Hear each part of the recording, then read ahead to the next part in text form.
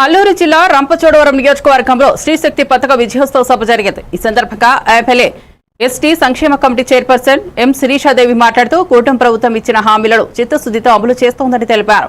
ముఖ్యంగా మహిళల కోసం ఉచిత బస్సు ప్రయాణం, దీపం పథకం, తల్లికి వందనం, అన్నదాత సుఖీభావ వంటి పథకాలను విజయవంతంగా అమలు చేసిన ఘనత చంద్రబాబు నాయుడు నేతృత్వంలోని ప్రభుత్వానిదేనన్నారు. త్వరలో లబ్ధిదారులకు స్మార్ట్ కార్డులు మంజూరు చేస్తామని హామీ ఇచ్చారు. పోలీస్ డిపార్ట్మెంట్ వారికి నాకు ప్రత్యేకమైన ధన్యవాదాలు, నమస్కారం తెలియజేస్తా ఉన్నాను. ఈ రోజు ఈ కార్యక్రమం పెట్టుకోవడానికి గల ముఖ్య ఉద్దేశం ఏంటంటే,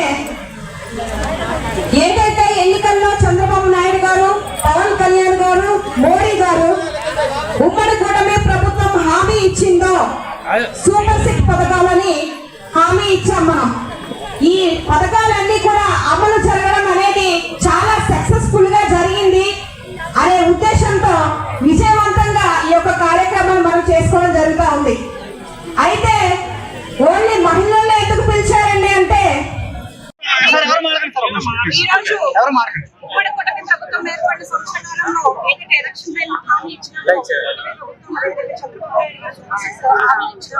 దానిలో 6 కూడా హామీని నెరవేర్చమని వాటి మీద ఈ రోజు మనం చూస్తే ఆగస్టు 15 రోజున మహిళలందరూ కూడా స్వేచ్ఛగా తిరిగేటువంటి